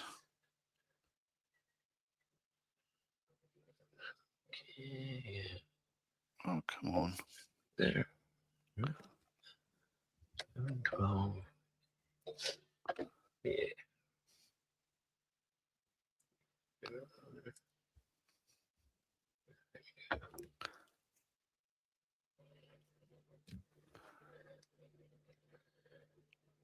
The only thing is that the only sort of DC3, the Dakotas that you can get around is 1/72nd scale, and I don't mind doing it, but it's not my cup of tea. No, because the detail gets lost in the 172. If you look at it, the detail gets lost in it. That's true. And that's the sad thing. That's why I prefer 148 or even 1/32nd scale, which I'm busy with a Hawker Hurricane. A Sea Hurricane at the moment. All right. Yeah, 1/32nd, and it's unbelievable. It's just like, who's that from? It's Ravel. Ah, yeah. Which I was quite surprised at how nicely, highly detailed it is as well. And I'm like, whoa, hold on a second. That's very interesting. initially I didn't think much about it. I looked at it, done a bit to see what the reviews were like, and I thought, okay, fine, yeah. And then I've got the Revell Walker Hurricane itself, Mark II or Mark I, I think it was. I'm not sure. Yeah. Oh, what are you doing? I've built the Armor Hobbies Hurricane. It's gorgeous kit, that one, 48 scale. Yes, I heard about that. Yeah. No, but these are 1/32 scales that I'm actually doing, so they are massive. Yeah. And the detail in them, that's why people say to me, but why you? I say, well, I prefer having detail in it rather than just sitting there, you know, it looks all right like that. And the detail in it is unbelievable. It's just like, wow.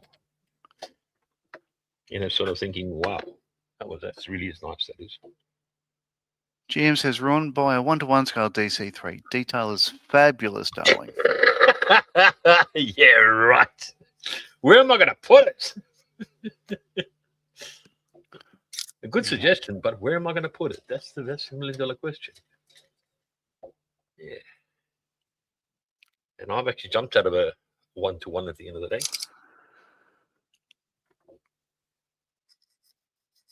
My late wife used to say to me, you're a nutcase. And I'm like, no, I'm not. Yeah, you are. Like, oh, okay. Why? Look at the aircraft. Nothing wrong with it. Oh, yeah. Well, you know. It's what I chose to do. Yeah. It's fun.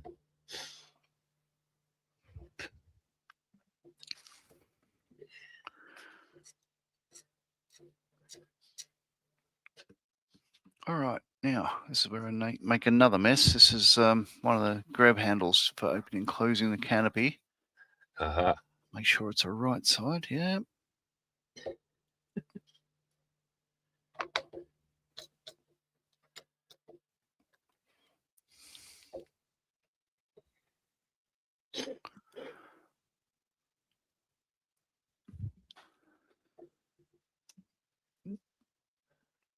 Oh, there we go. I dropped it and it stayed in place. That's nice. Oh, you're lucky. There's luck, in other words. Oh, it wasn't skill. Oh, I thought it was skill. None of that here.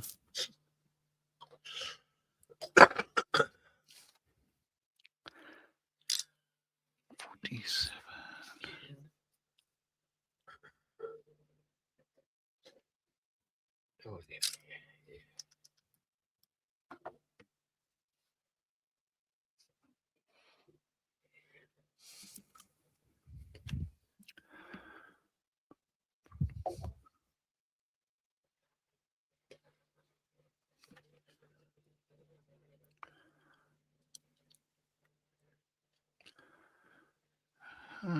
Now.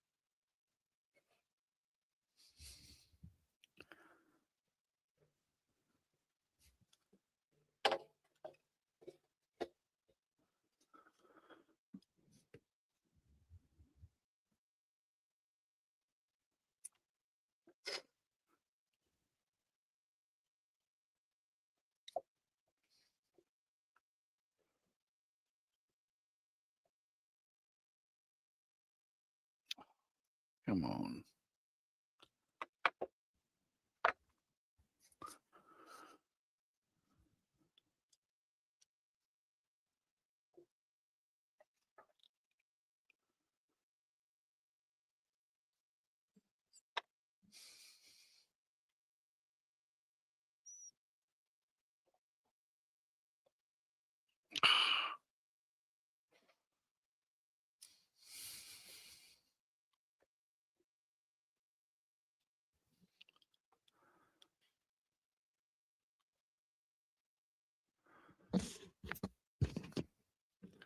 And Jim is saying he's got a DC3 there, an XRWF one, ex-Bankstown Airlines, original from 1943. All right. Nice. Yeah. Yep. I'm still no closer to purchasing one.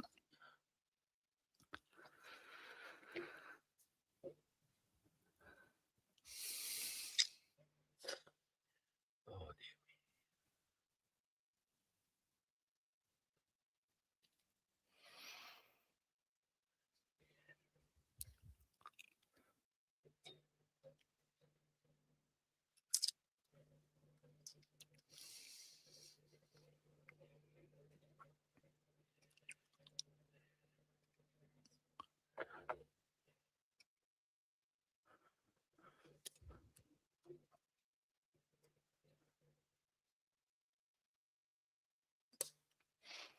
Okay, so that works. And I believe we've got the very last piece, which is bottling undercarriage struts.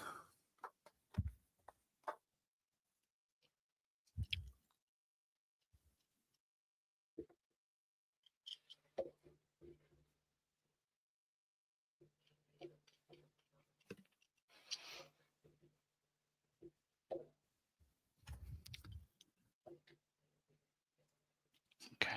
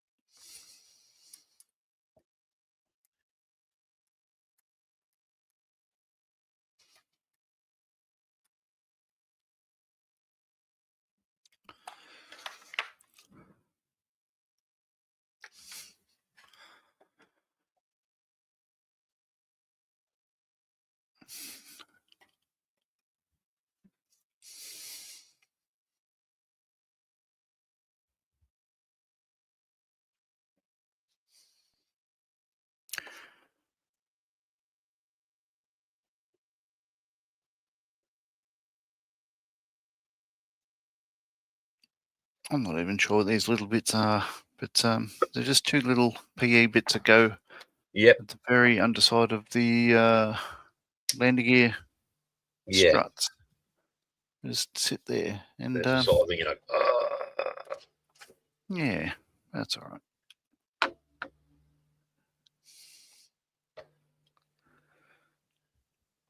But I'll put them on once. If they're not there next time I look, then that's all right.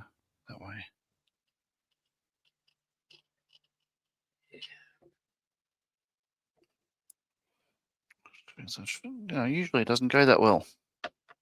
Okay, that worked. Yeah, cool. As the saying goes, don't panic. It'll happen right. Yeah, you can just see a bit of metal there at the bottom of the strut there. Oh yeah. But yeah, whatever it does, I don't know. It's probably part of an uplock mechanism or something or other. Yeah. All right. Yeah. And with that, apart from doing those nav lights, I'm going to call this one done. Oh no, last bit. No, there's the 2 bits of photo etch I put on the canopy there. They're to be painted black, so I'll do them. Yeah. While I'm thinking of it, and that'll be done. So unfortunately, most of my kits that I'm building at the moment are ones that I'm doing in a group build type of thing. Oh yeah. So I don't want to go and, go too far ahead, and then it's like, ooh, okay, what happened there? Oh, that's right. So yeah, I've been doing a lot of those lately, and I've stepped away from that. I was doing 4 sessions a week for over 2 years, and I just thought, I've had enough, so I just stopped. Yeah, definitely, yeah. Gives me more time to do other things.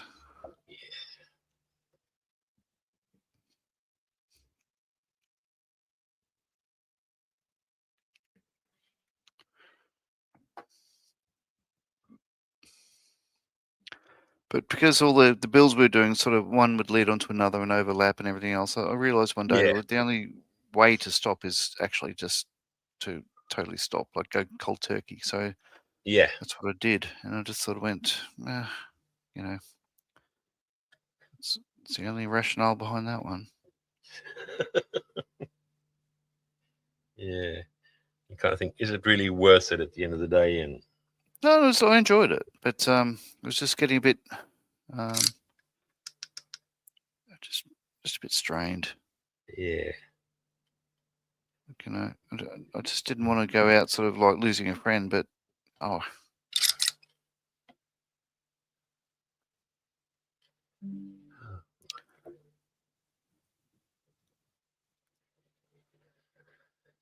Yeah, on YouTube, I believe I've got a new subscriber, which is quite surprising. Like, oh, okay. Well, that'd be me. You sure? Let me see, have a look in there now. See there. It's come up. Oh, well, it was a couple of days ago. Yeah. W Channel Gaming. Oh no, that's not me.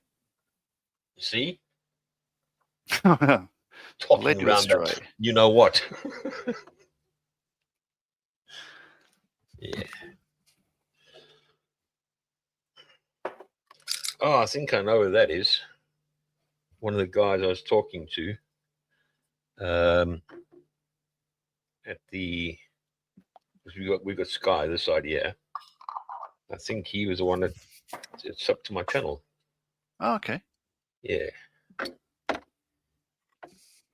He does gaming in that. I think it was gaming. I think he did. He said, you'll have a look at it. I said, yeah, you're welcome, more than welcome. I mean, I'm not there to get the subs and everything. I'm there to enjoy the models and building it. 100%. Which is the most important thing at the end of the day.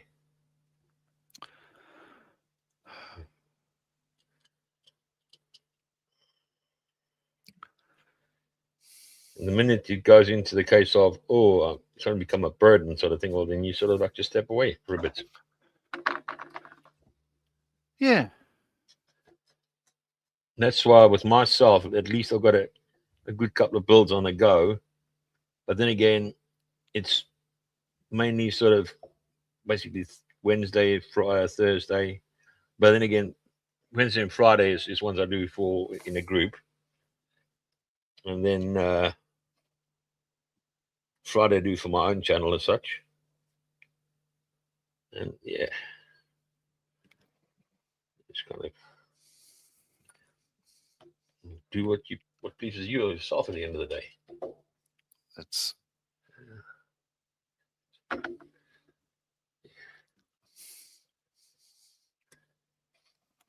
yeah. So for the channel I was with, we're doing started at Formula One. Listen to me, World War One.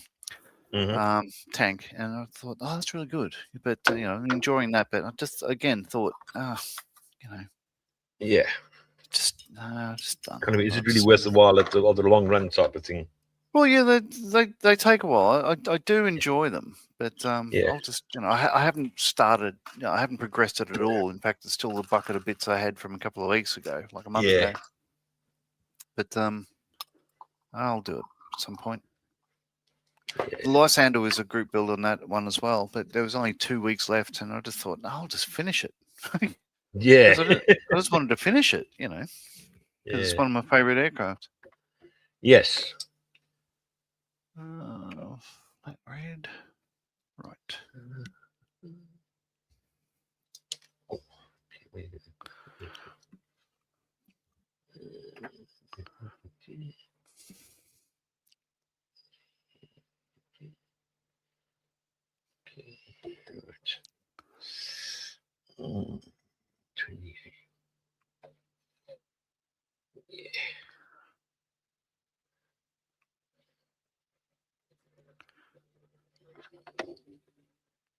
I actually sat inside a Lysander. Oh yeah. Yeah. See what? It's a very enclosed sort of cockpit in that, but it's quite interesting when you look at it. And yeah, I might make a few people jealous. I've flown in a 2-seater Spitfire with a friend of mine. Nice.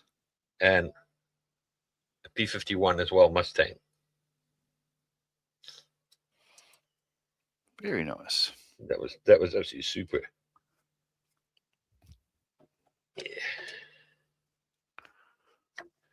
Yeah. So Gary, GM, beware the paws with claws. In the comments, he owns a couple of Mustangs. Yeah.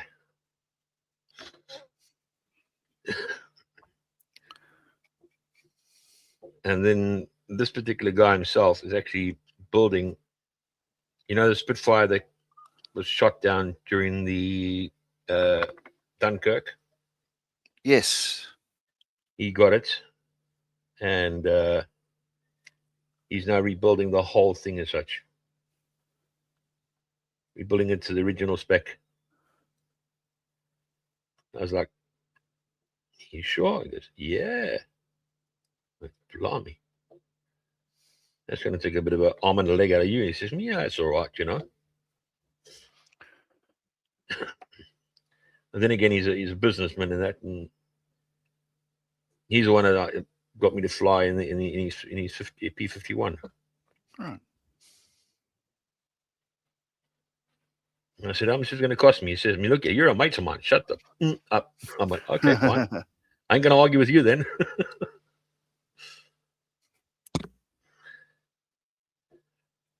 Because I took a photograph of, I think it was one of his mates' grandfather that went in the thing itself as well. And he wanted a photograph of it, sort of thing. And it just happened to be that I happened to be around at the time with my camera and everything, because I was taking a couple of pictures and that. And all of a sudden, it's like, yeah.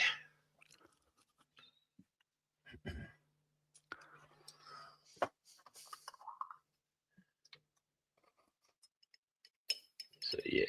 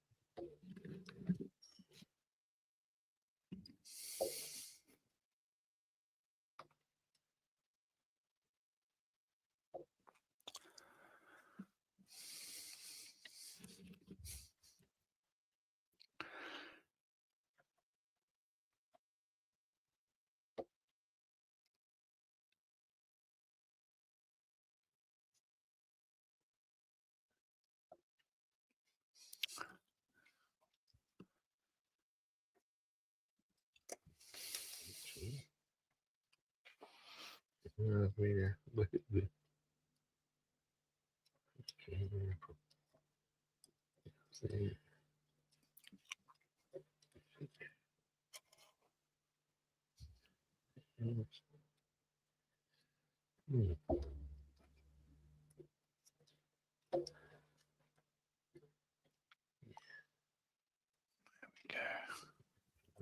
work. Yeah, and apparently he said, I think it was 6 months after that, the old man passed away. Oh, right. So it was like, I'm like, wow. So he says to me, yeah, he says, oh, don't worry about it. I said, yeah, but it's the factor of it, It's,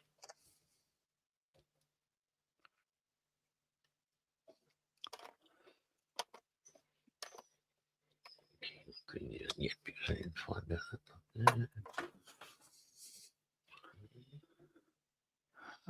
There we are.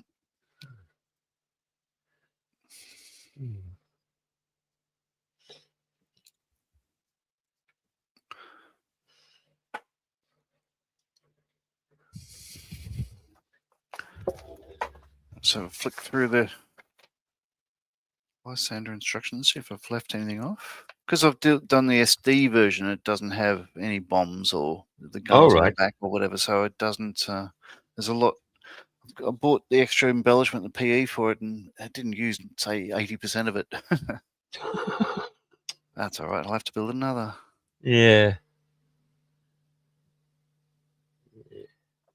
No, that's done as well. So yeah, I've got 2 completed builds during this session. That's nice.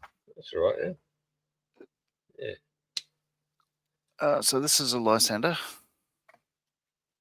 All right. Yeah. Oh God, where are we? So it's yeah, it was a conversion kit by CMK. Okay. But yeah, to make it the SD special ops. So this is from Burma 1945. All right. And one of its, well, yeah. So after the war, they were bringing POWs out of camps in the back there. Maybe escaped ones as well, but yeah. Yeah. That's it. So 2 different, well, same war, 2 different aircraft. That'll do. Yeah. Bloody hell. Can't even get the angle right. There we are. Something like that. All right. Yeah. Different size aircraft. Yeah. So that's a 2-hour mark. I'm going to knock it on the head there. Just, yeah, let's catch up with Ron and see what you've done there. Oh, you got the chassis together. Getting the chassis together, yeah, and getting a bit of the rest of the parts together as well. There's still a bit more to go, but I'm just doing it slowly, sort of thing. I'm not really rushing it at the end of the day because there's something to do in the meantime. And Cool. yeah. Very nice. Yeah. Oh, I look forward to that progressing. Yeah. Yeah, and as I say, like, so I've, as you said there, the mainly working on the Edward 48 scale P51. Sorry, not listen to me. I was just reading Gary's comment. Just got sidelined to that. A6M2 Pearl Harbor aircraft, and the RAF in Burma in clandestine operations, Force 136 or 146 or something or other. Basically, special, spy, espionage sort of stuff around behind Japanese lines. Oh, okay. Thank you. So GM says it's a catch lever for the inner gear doors. Yeah, right. Interesting. Well, that makes sense, right? Because so as this closes, there pushes on that little black hinge there for the inner doors, and would fold them up. Okay, thank you for that. Oh, there we go. That makes perfect sense. That's all right. Thank you.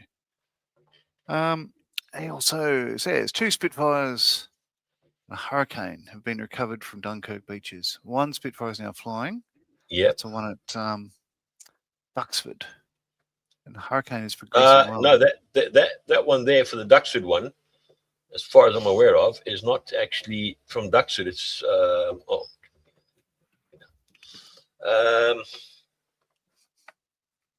It is a Duxu, but there is one at Duxu that there was, because there was 4 Spitfires that crashed over there. Right. And but as far as I know, I stand under correction on that one. Is the fact being that because I'm a member of the Battle of Britain Association, they are restoring it, but they don't think they're going to do much to it sort of in the end of the day, because it's like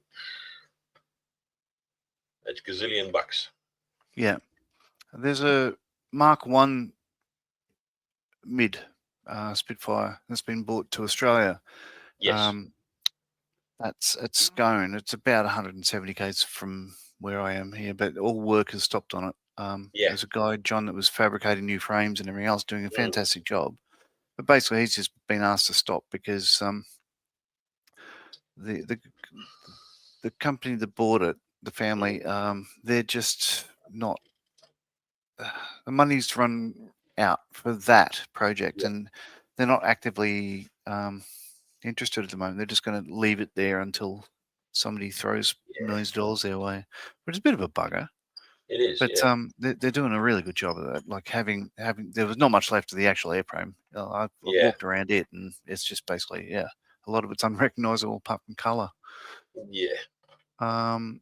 And Jam is saying in Australia, P51Ds are about $3,600 to $4,000 an hour to run. Yesterday we had a Spitfire and a Mustang at Fighter World, and I forgot all about it. I didn't go. I should have gone. But anyway, thank you very much, Ron, for tuning in, being part of this. This is good. Thank you. Yeah. Always a good chat. I'll speak to you soon, and everybody in chat, thank you for sticking around. Duke, enjoy the rest of your night, whatever you're going to do. Yeah. But thanks everyone for tuning in and watching how this progressed. I'm going to say there's 2 more for the books. So I haven't actually chosen what I'm doing next, which is cool. I got the Hella Talbot Largo, but I don't know. We'll see. I'll have to think about it for a couple of days. I think I'm going to read a Stephen King book instead for a couple of days. But thank you very much, everyone. I do a Friday evening as such in the UK from 7 to 9 p.m. Oh, nice. Okay. Yeah. I can't make those ones. Well, you made the other one. Oh, it was during the day. We had the Monday one. Yeah, I shouldn't. Yeah, I'm trying to be better at sleep patterns. It was Sunday that you were in. Yeah. Yeah. It was. Which is basically Monday for you, but it was Sunday by us, sort of thing. All right. Very cool. Thanks again. I'll see everyone soon. No problem. All right.